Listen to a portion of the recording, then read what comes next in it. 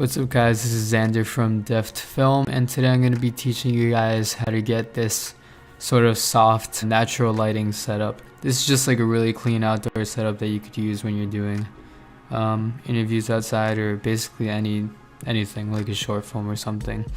So the sun was out here and it was beaming straight into here, and that's why I put this diffusion.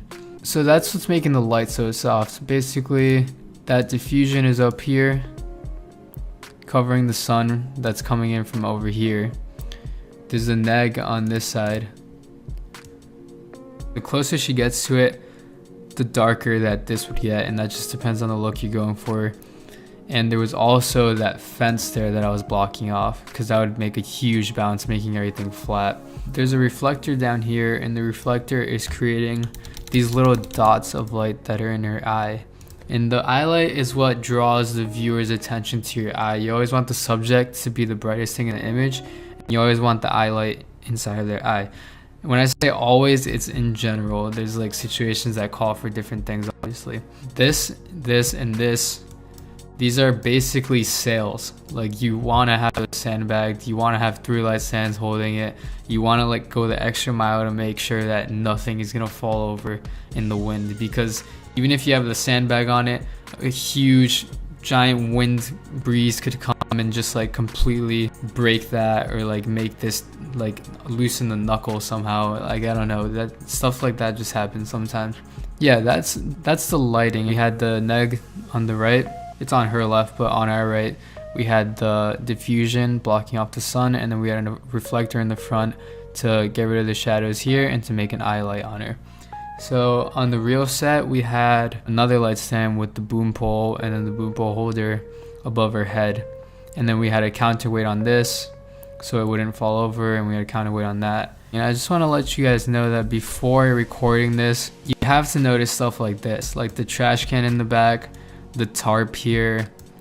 Like, if she has something, today when we filmed the real thing, someone had something in their teeth, and like, it could feel weird to call it out on them and be like, oh, just wait, like you have something on your teeth. But it's better than them seeing it in post-production and seeing that there's stuff in their teeth and they're like, what the heck, why didn't you tell me? So like, just be careful with stuff like this. Always look at your background. Be careful that this white isn't overexposed. The reason it's not overexposed is because the sun is beaming this way, so everything back here is shadow. And this was at a time that usually people say you usually can't record because the sun is so high up in the sky. This was at around like 3 p.m. But you can solve it by doing stuff like this. And it just calls for a different mood too. Like, you don't always want to shoot at sunrise. You don't always want to shoot at 3 p.m. You don't always want to shoot in the morning. But yeah, that's the reason I was able to shoot towards white without it being so washed out and crazy. If there's one thing I could add to this, and it happened by itself because of the white fence back here.